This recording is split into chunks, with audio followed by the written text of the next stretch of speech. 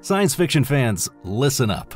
With The Electric State, one of the biggest Netflix productions finally gets an approximate release date. As early as next year, in March 2025 to be precise, we'll be able to see the Russo brothers' next blockbuster. This has been reported by Deadline, among others. The Electric State is based on the graphic novel of the same name by author Simon Stålenhag from 2018, which was selected as one of the best books of the year.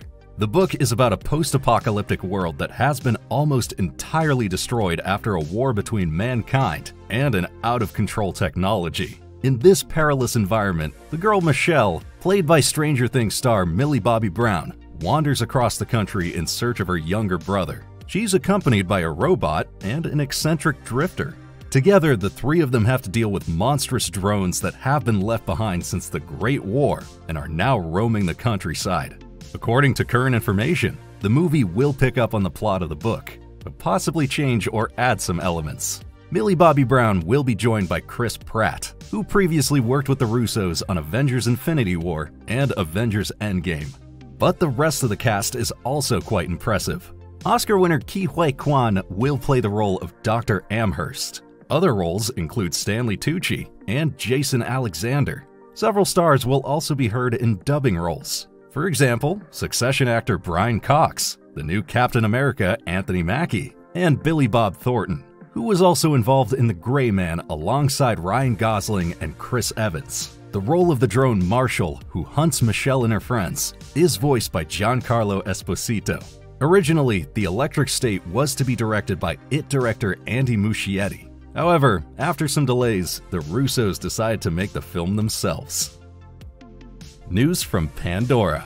During the D23 Expo, James Cameron spoke about the third part of his Avatar film series and revealed the first details about the title and plot. The title of Avatar 3 will be Fire and Ash. Cameron also presented the first concept drawings, which show Neytiri on a Banshee, giant airships, and the mysterious ash people of the Na'vi, who are strongly attracted to violence and power. The director promised that the third film will take viewers to new, unexplored regions of Pandora, and the adventure should not only be visually impressive, but also deeply moving. The plot picks up shortly after the events of Avatar 2: The Way of Water, and follows Jake and Neytiri as they encounter the Ash People. Among the new characters is Varang, who is played by Game of Thrones actress Una Chaplin. David Thewlis and Michelle Yeoh are likewise part of the future cast, although the latter will not make an appearance until Avatar 4. In addition to the new cast members, many familiar faces from the previous movies are also returning, including Sigourney Weaver, Sam Worthington, Zoe Saldana, Stephen Lang, and Kate Winslet. Fire and Ash was originally planned as one film together with The Way of Water. However, due to the sheer amount of material, Cameron decided to split the story into two movies. Avatar 3 will be released in cinemas on December 19th, 2025. And according to The Hollywood Reporter, Cameron is also working on a new Terminator project. But it's still unclear whether this involves a series or a film. The Alien franchise is back. The latest film, Alien Romulus, grossed over $100 million globally on its opening weekend alone, a huge success. Now director Fede Alvarez has spoken about a potential revamp of Alien vs. Predator, which he'd like to direct together with Dan Trachtenberg. This would make perfect sense, as the Predator film Prey, directed by Trachtenberg, was also very popular. And according to insiders, a sequel is already in development. We can also look forward to a standalone Predator film penned by Trachtenberg in the form of Badlands, in which Elle Fanning will take on the leading role. In an interview with Deadline, Alvarez joked that the concept of Alien vs. Predator could have similarities to From Dusk Till Dawn by Quentin Tarantino and Robert Rodriguez. In other words, he'd like to direct one half and Trachtenberg the other. At the same time, though, the director emphasized that the success of Alien Romulus and the associated interest from fans would be decisive in determining whether a new film version would happen at all. We can't wait to find out. As the production of the second season of One Piece continues, we'll be seeing yet another character in addition to Dr. Kurhia. The character in question is Dr. Hiriluk, played by Mark Haralick, who you may know from The Big Bang Theory. Dr. Hiriluk was like a father figure to Tony Chopper and awakened in him a great interest in medicine. However, it is still not known who will play Chopper. Deadline also confirmed that Katie Sagal has been chosen for the role of Dr. Kurhia, known from Sons of Anarchy and Married with Children, for example. Originally, Jamie Lee Curtis was intended for the role. For scheduling reasons, however, nothing came of it. Dr. Kurhia is one of the most popular characters in the world of One Piece. Fans were therefore eager to find out which actress would play the character in the Netflix live-action series. Production for the second season has already been ongoing in Cape Town for around 2 months. A general release is currently planned for late summer 2025. But so far, there's no more concrete information. Probably the most likable superhero family in film history is returning.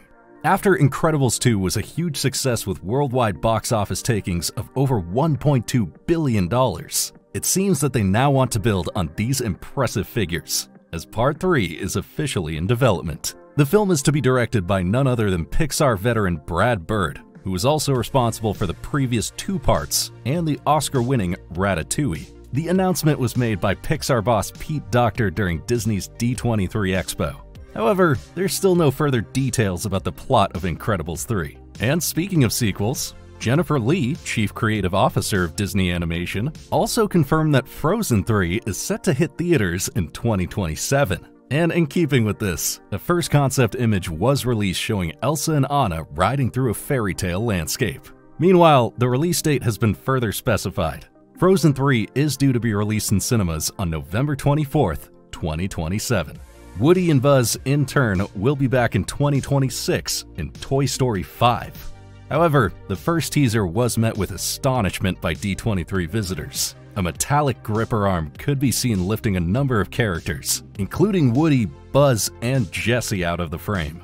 This animation looks surprisingly familiar to fans. In fact, it was already used for an Apple Watch dial in 2017, as software developer Dylan McDonald explained on his X account. What Disney was thinking here remains a mystery. The second season of House of the Dragon recently celebrated its grand finale, and expectations are high for the third season, which has already been confirmed and is due to go into production next year. But unfortunately, there's also bad news, as Season 4 will be the end. During a press conference on Monday, at which the finale of the second season of House of the Dragon was discussed, showrunner and co-creator Ryan Condal announced, according to Variety, that the Game of Thrones prequel will only run for 2 more seasons. Condal also confirmed that the third season is currently in pre-production and that filming is scheduled to start in early 2025. When asked whether Season 3 would also consist of 8 episodes, Condal replied that the current narrative rhythm would be maintained. George R.R. Martin, the author of The Song of Ice and Fire and co-creator of House of the Dragon, had previously stated on his personal blog that it would take at least 4 seasons with 10 episodes each to fully tell the Dance of the Dragons from his book Fire and Blood. But there is no reason to mourn. In addition to House of the Dragon, we can also look forward to the spin-off Knight of the Seven Kingdoms, The Hedge Knight, and a series about Aegon the Conqueror. We are excited. But until then, we'd like to know first, are you more Team Black or Team Green? Let us know in the comments. News from the giant robots. After the sequel Pacific Rim Uprising largely fell short of fans' expectations and was also unable to match the financial success of its predecessor, Legendary is now trying its luck with a prequel series. According to Variety, the renowned screenwriter and producer Eric Heiserer, who already received an Oscar nomination for Denis Villeneuve's science fiction film Arrival, will be in charge of the project. As part of a first-look deal, Heiserer and his production partner Carmen Lewis are to realize several Pacific Rim movies for Legendary. The first project to be tackled as part of this deal is a series exploring the origin story of the Pacific Rim universe. The franchise, which kicked off in 2013 with Guillermo del Toro's film of the same name, is known for its spectacular battles between giant robots, known as Jaegers, and monstrous creatures. These invaded our world through an interdimensional rift in the Pacific Ocean. The first film was a huge success at the box office and grossed over $400 million worldwide. And this was followed by the sequel Pacific Rim Uprising in 2018, and then an anime series on Netflix in 2021 called Pacific Rim The Black, which was broadcast until 2022. News from the world of John Wick. Having already immersed into the past of the hotel of the same name with the Continental, we now have a sequel series to look forward to with John Wick Under the High Table, which is set to follow on directly from the end of John Wick 4. The plot will follow a new generation of characters who are trying to make a name for themselves in the underworld around the high table.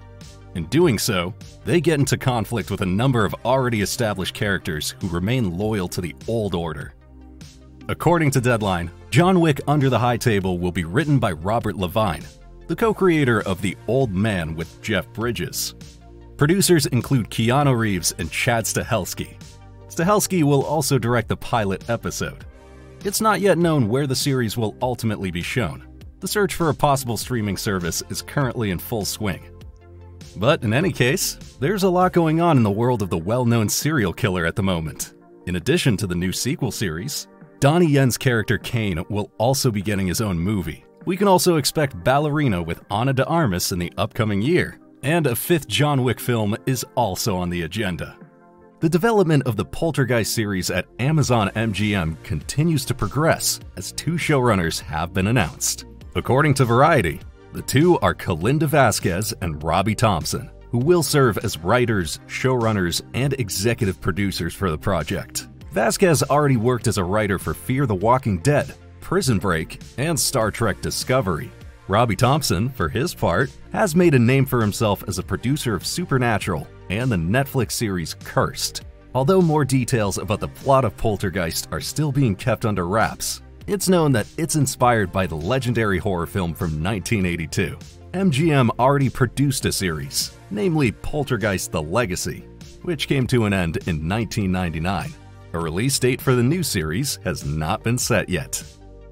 Attention gaming fans! Deadpool director Tim Miller will be responsible for a new anthology series in which a number of well-known video games are going to play a significant role.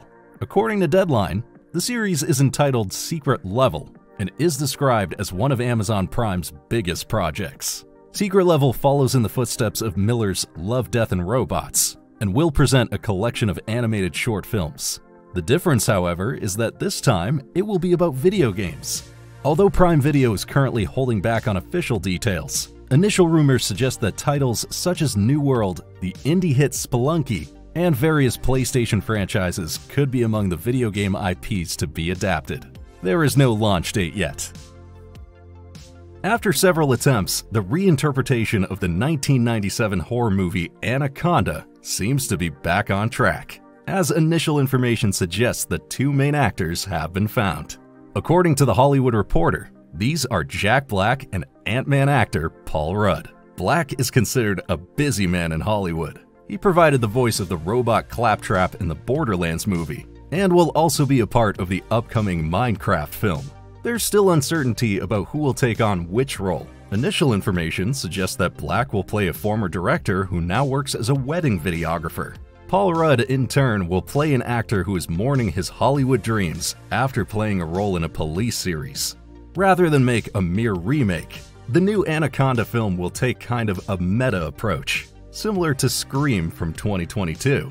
According to sources, the plot revolves around a group of friends who decide to make a remake of their favorite film, Anaconda. In order to make the movie authentic, they set off to the Brazilian rainforest, where they not only have to deal with the perils of the jungle, but also with criminal gangs and the eponymous giant snake.